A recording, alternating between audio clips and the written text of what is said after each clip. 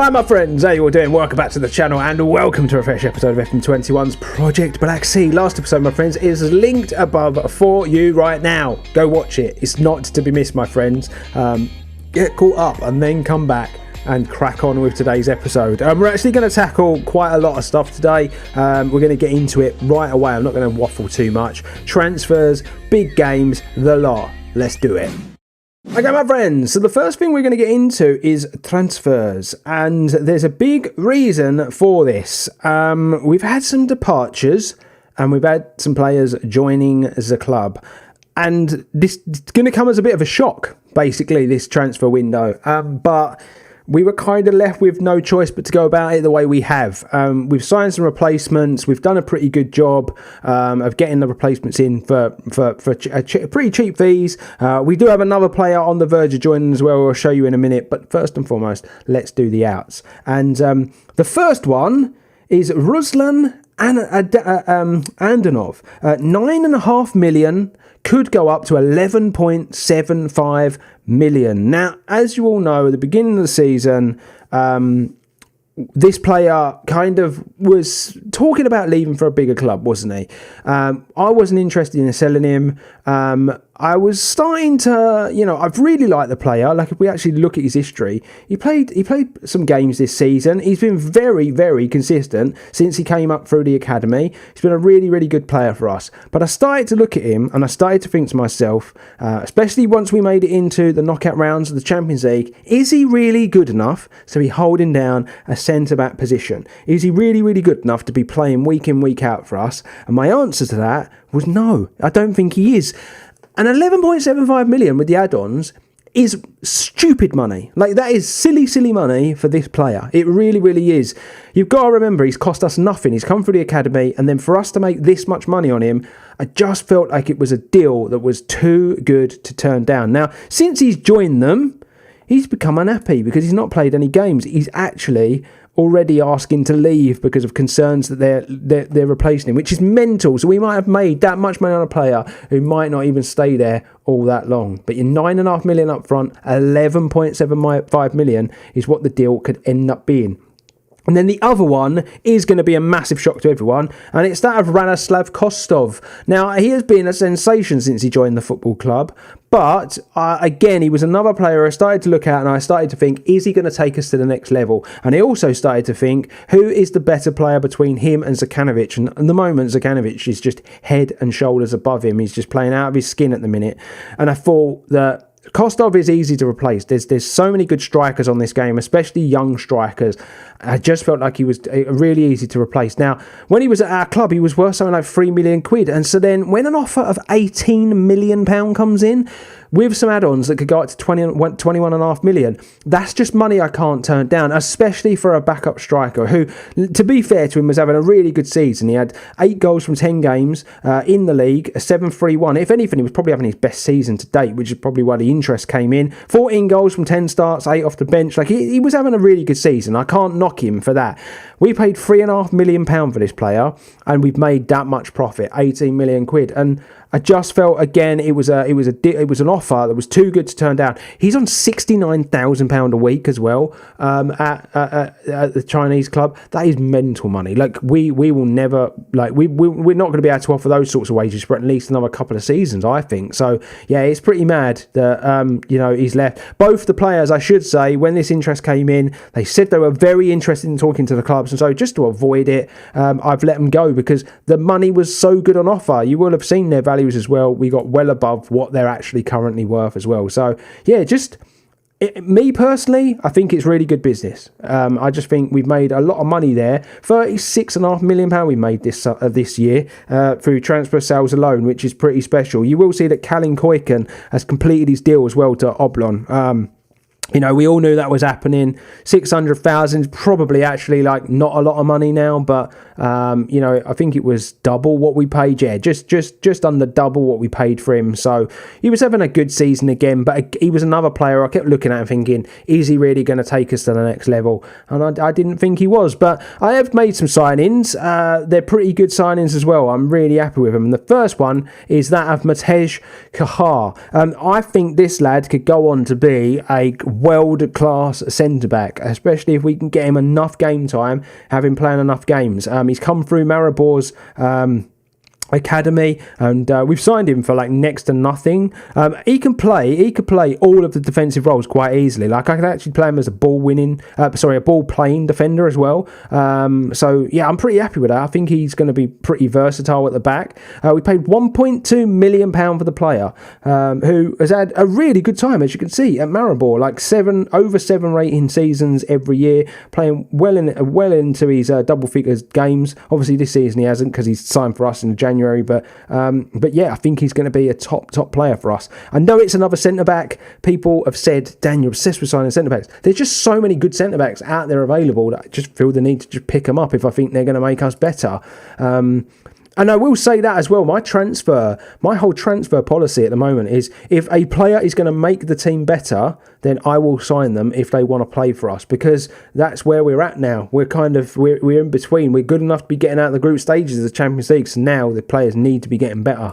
The other signing that's been completed is that of Simov, £3 million, £5 million it can get to with the add-ons. He's a left back. Now, obviously, Koiken left the football club, so we needed to find a new sort of backup left back, or one that could potentially be our starting left back for years to come.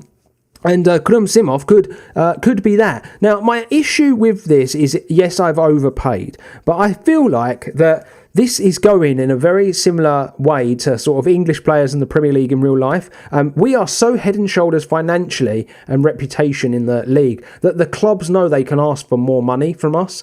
There's been some players where I've gone in for them, in this January window, and they've asked me for, silly amounts of money, and then they've ended up joining clubs for a lot less than the clubs were asking us for. So yeah, it's kind of getting to that point, and I think that the players are starting to ask for a bit more in wages as well. But I think he's a good player. I think he can play a part this season. We'll see what happens in the summer. He might potentially get loaned out next year, just to kind of develop and get him there. But we'll obviously see what happens. But yeah, £3 million up front is a lot of money for a player who's only made 6 first-team appearances, and not really done that great. But I see a player in there. I really, really do. And his scout report filled me with, it filled me with enough optimism that he could go on and do good things. And then the last one, ladies and gents, that we are on the verge of completing, because he is, considering his contract at the moment, is that of Angel Nigoye. He's a Romanian forward. He will be Kostov's replacement. I just think that for a 19-year-old striker, he's pretty well-rounded. I think that obviously he hasn't got the finishing or the composure that Kostov's got, but, there's time for him to develop. But his physicals and his mental attributes were far above what Kostov was offering us. And for the money we're about to pay, which is £2 million up front, I think it will be a very, very good deal for the club to get this youngster in and playing football, basically. So yeah, I'm very, very happy with the transfer business that we've managed to do.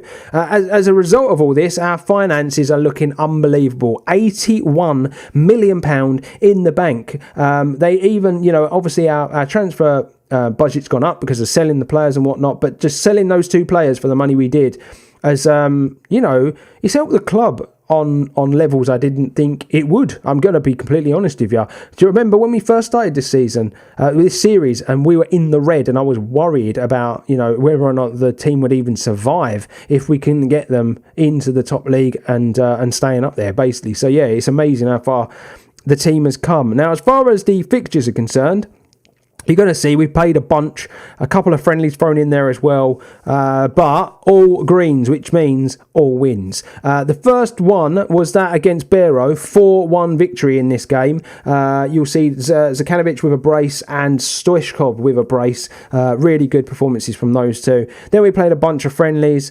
It was NCSKA 1948, and you will see that Topazov got a brace. Rusanov and Zakanovic finished off the scoring. Loco Sofia were up next, 3-0 win against them. D'Alessandro from the penalty spot, Ronaldson and Topazov with the goals. And then Levski Sofia were the last team that we played in today's episode. And it was Plamen Stoichkov that got the one and only goal. Now, I've made the decision that we're going to play both the Champions League legs. So obviously there are going to be some games played between between the two legs, a bit like last time, but I just feel like it works out a bit better when you do the two legs together, because really, as I keep saying, and I'll probably sound like a broken record now, it's all about the European football, it's all about the European campaign now, so that's what we're going to be doing. So you're going to get double bubble Real Madrid today, which will be absolutely amazing. The league table looks like this at the moment. This is before we obviously play the games today that are going to be between episodes. But Scandinavianz is top goal scorer and top average rating. He's in there for assists as well. He's having an unbelievable season. Bosoic's got 8 clean sheets. He's kind of transitioned over into being our first team goalie now. Petrovic has been playing the cup games, which I think is fair. Petrovic is obviously, he's been a very good goalkeeper, but Bosoic for me is definitely the future. But yeah, 21 wins, by the way. We are still 100% this season. And we're definitely on track for a goals and a points record. So that would be absolutely amazing, ladies and gents, if we can achieve it. But anyway, let's get into the football. And the first leg of this tie is at home, and I think this could be very, very telling and very, very important for us. Now, I'm going to go defensive. I think we have to. You're going to see the Real Madrid team when we get into the game. It is phenomenal. It is so, so good. It's head and shoulders above us. But we're going to try our hardest, all right? We're going to go into this game with a positive mindset, and we're going to try and win this game. And I think we've got a relatively good team to do it. Now, we have got some issues at left back. We're having to play Damianov back there because Tasev is injured. And Simov couldn't be registered. So we have got a few issues, basically, at left-back. You're going to see that Gagliardi's out again. He honestly spends more time on the injury table than Jack Wilshere, and Yankov's carrying a knock as well. So, yeah, we've got a few issues with injuries and fitness, but I feel like enough to get through the game. So, my friends, this is the team, and this is the time. First knockout round. Let's see what we can do. Bosoic in goal. Duzel and Damianov at fullback. We're going to go Josifov and Vasilevich at centre-back. Stein Grimson is going to play DM. We're going to go Lesko and D'Alessandro midfield. Topazov and Clicking on the wings. And Zakanovic up top. He's got 28 goals in all competitions. Can he get another one in this one? So here we go, ladies and gentlemen. The home leg against Real Madrid is coming up. And as you can see, the weather is not amazing. It could play into our hands, though, because we're used to playing in these conditions. But I'm pretty sure that sort of thing doesn't really matter in the grand scheme of it. Still going to be hard. I'm sure a moment ago you just see the Real Madrid team, but look at him, Militao. Declan Rice actually plays for him. Benacia, Unvar, Haaland, like, it is a ridiculous team. And then you look at their bench, they've got Alphonso Davies, they've got Camavinga. Like, it is such a good team. And we're going to have our work cut out. But 10 minutes have gone, and we are still 0-0. So, you know what? Maybe I'm selling us a bit short at the moment. We're actually registered more shots than Real Madrid in this first half, which is mental to me, especially as that left-hand side is so, so weak in this game. 25 minutes, still 0-0. And we're holding our own. Topazov is having a really, really good game. We'll just do that. We'll obviously close down or type mark Benacia. He's clearly controlling things for Real Madrid. So who is this a free kick? Right, free kick to Real Madrid. They go quick and go short, and we've somehow managed to keep that out. Oh my God, the keeper saved twice. It was ping balling around there, and we've managed to keep it out. We're just going to demand a bit more out of the boys because we started well and we seem to have towed off just ever so slightly. Nassi's in. It's a good tackle from Sting Grimes, and it had to be good there in the box. It was a really good challenge in the end, and they've really come into it now, Real Madrid. 7 shots, 5 on target. It's good stuff from them. 6 shots though, 1 on target from us. Pretty good as well. Can't complain. And the half time is here. That's a pretty good first half of football. That, like, I can't really complain. We'll just get them straight back out for the second half. I don't think I actually did a team talk then. I'm an absolute idiot. Just rushed that a little bit. Okay. Let's hope it doesn't come back to bite us on the arse. 8 shots, 2 on target, 47% of the possession. We are having a good game. We're playing well, and I'm very, very surprised. But in a good way. I'm happy about this performance thus far. Come on, boys. Zekanovic isn't having the best game. But we don't really have anyone to bring on for him at the moment. 20 minutes to go. Klicken's going to come off for Rusnov. That's all I'm going to do for now. Free kick to Real Madrid. Ball in. Oh, good save. Good save, Bosoik. Brilliant stuff from you, lad. And don't waste it. Into Vasilevich. D'Alessandro. Topazov. Good stuff from us. Driving up the wing. It's a good tackle from Bonacia, especially as he's on a yellow card. It's a ball in behind and Fabio Silva's in. And Bosoik! What a save! What a save from the goalkeeper that is. I'm just going to check these Oppo instructions because they've made substitutions, and I feel like against these big teams I have to stay on top of that stuff. The smaller teams I don't really tend to look at it as much, but these big teams I just feel like it does give you a little bit of a helping hand, and this is still going on as Topazov is on the ball now. He loses it again. Topazov's kind of one of those players who get into that level where he is a star player in the league, but he's not really good enough at this level. He doesn't have the pace. That's Tope's problem. He don't have the pace. He's. Oh no! Is that a penalty? Is that a penalty? Oh my god! That looked inside the box. Looked inside the box. No, to me that really looked inside the box. Not even going to give a free kick for it. So, okay. Wow. Shit myself then. Zekanovic is going to make way for Stoichkov. Angelov's going to come on as well. And we're just going to drop Stoichkov in and play him as a shadow striker. Because as an attacking midfielder we will drop in, so essentially it becomes more bodies in that midfield area with the time to go, but still leaves us with enough attacking players to potentially try and hit him on the counter attack and grab a goal. That's why I do it, in case you play this yourself and you need a little help. But we are going to draw 0-0 with the Kings of Europe, Real Madrid. Unreal. 0-0 in the first leg is mental. I didn't for a minute think we were going to be able to stand up to the task of Real Madrid, but we're away from home now, and this is the biggest task. Grab a goal in this, and it could be telling. It could be very, very important. Obviously, away goals count. They won't in next year's edition of the game because they've just scrapped the away goal rule in real life. But as far as this is concerned, the away goal still counts. So if we could get ourselves a goal, it could be massive in the grand scheme of today's episode. But here we basically go into this, all things tied up, and the slate is clean. We're just going to go for it, basically. So we're going to go with Bosoik in goal, Tasev and Marzanovic at fullback, Josifov and Vasilevich at centre-back, Stein Grimson DM, Lesko D'Alessandro midfield, Topes and Alvarez on the wings, and Zekanovic up top. So here we go, ladies and gentlemen, second leg of this big European journey that we are on.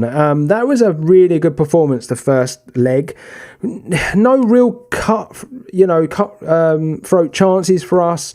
You didn't really see much as way of highlights, but to come away with a 0-0 draw against Madrid, it's a really good day at the office. We performed pretty well, but it's different gravy now.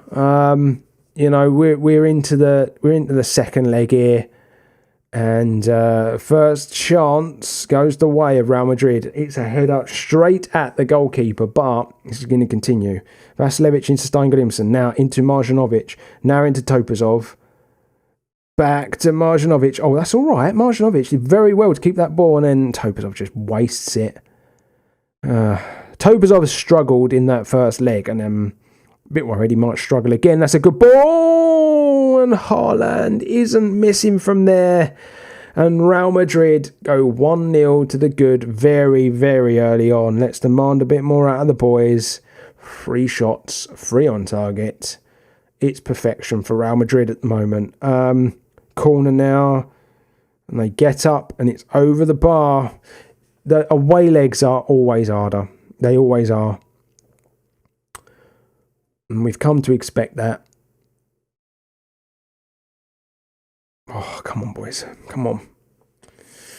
Oh, not even registered a shot in 20 minutes. We'd registered 5, I think, by now in the home leg. We will press Benassia. I remember we had to do that in the first leg, so clearly such a good player. Influential player for Real Madrid. Come on. Might have to go attacking. Change this up. I might have to. Oh, I think he's offside. Yes, the flag went up, but we'll wait and see. They will review it with VAR. They always do. But the flag did go up. So, there's a chance. Yeah, there we go. Goal disallowed. Thank God for that. But Haaland is looking a lot more lethal in this one than he did the first leg. We need to find a way of dealing with it. Right, Tasev into Lesko. Going to drive up that wing. Back to Tasev. Ball in. It's not the greatest ball, and they're going to break on us. Nasi is in. He's still driving. Come on, get there, get there. Oh, brilliant tackle, Vasilevich. Can't get back at him. No. Oh, it's 2-0, and it's Fragenet. I think that's it. To expect us to score 2 goals when we haven't even had a shot in the game is just a lot to ask. And there's just a lot of players underperforming in this one. It's not been a good performance to this point. We've really bottled it. Half time. And I am going to tell them that's poor, because it is. It's not good. I'm going to make some changes tactically. Stein Grimson we're going to take off, put Ronaldson on. And Duzel's going to come on for Marjanovic. Duzel was carrying a bit of a knock, and that's why I didn't play him from the start. Posoik's having a really good game, even though we're losing 2-0 as well, which is actually good to see. But here we go. We've actually got the ball now into Topazov. Not going past anybody. Ronaldson into D'Alessandro. Let's go. Zekanovic! Get in there! We make the tactical change. It helped us massively. And Zekanovic puts us 1-0 to the good. Oh, sorry, what? 1-0. 2-1. One more goal. We're back in it, basically. Oh, I don't know. I've lost the plot. I'm just excited we've scored against Real Madrid. Let's just leave it at that. First shot.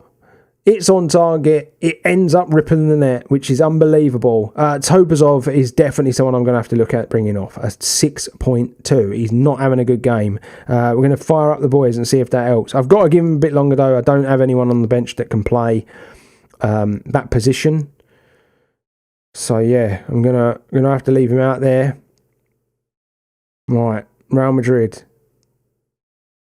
Oh, that was worked out from the back very nicely. Haaland now. Oh, he absolutely goes past the man. It's a good shot, but it's a good save from the goalkeeper as well. It's another really good opportunity for them. I'm going to bring Rusanov on for Topazov, and we'll put him as an inside forward and see if that can help us, basically, in that final third. It does mean he's not going to do much as defending as like a normal winger would. But right, throw in into Alvarez. Oh, it doesn't really go anywhere. Oh, we've lost the ball. That's all right, though. Duzel. Oh, Duzel loses it. Camavinga's in. And oh, we can't stop him. Oh, it's poor from Duzel, and it's cost us. And that's game over. Oh, second half effort. We got the goal. All right, we've not had many shots, but we've seen more of the ball. And we're going to crash out. It's not good. But that's the Champions League. Punishing. And well, the dream is over for another season, ladies and gentlemen.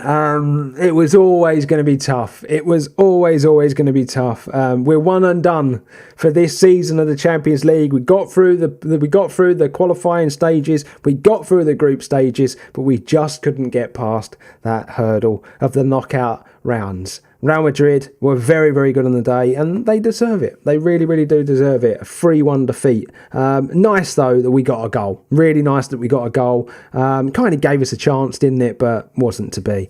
And yes, I'm gutted, but it is what it is. We move on, my friends. Now, I'll quickly get you caught up. We actually drew in the league against Matej Kaa, so first drop points of the season. Pirin lost by 4-1 against us. Nagoy, as signed for the football club now, he got a goal. Topazov got a brace and Renolfsson with the other. And then you'll see a 5-2 victory against Vraka. And it was Zakanovic with a brace, Alvarez, Topazov with a brace. Really, really good stuff. Conceding a few goals at the moment, but I'm really not all that bothered about it. Voice cracking, that sounded great, didn't it? 3-1 win against Real Madrid. 3-1 defeat against Real Madrid. We've got 2 games to go in the preliminary phase of the season. And if I show you the league table, we've pretty much tied it up, ladies and gents. We're flying. We're too far ahead for teams to catch. Remember, if you get to the championship phase, 15 points or more ahead, you've won the league, and we are 19 points ahead. So yeah, with 2 games to go, I'm going to say we've pretty much won the league. And so yeah, I'll probably come back for that last one so we can just be crowned champions,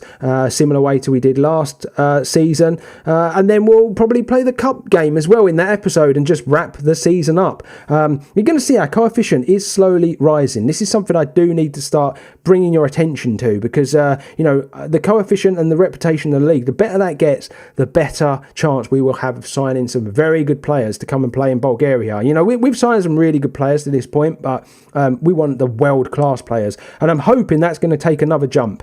We got through the group stages of the Champions League, and it's absolutely massive, so I'm hoping for next season that's going to jump up a bit further as well, and that would be great if it did. But yeah, this is how things look. I guess next episode we just wrap this season up and get it done and dusted, and then move into our 10th. A decade at Litex is potentially what we are on the verge of doing. And so there you go, my friends. We're done and dusted for another episode. Gutted that we're out, but it was expected. Real Madrid are very, very good. But subscribe if you are new to the channel, my friends. I really appreciate it. Drop a like on the video, and I'll be back very, very soon with a brand new episode of this series. I'm basically playing this series until we do it. It's as simple as that. I don't care. It could go on for some time, considering I only put 3 or 4 episodes out a week, but we're going to do it, my friends. Until then, though, I salute you all, and I will see you all on the next one.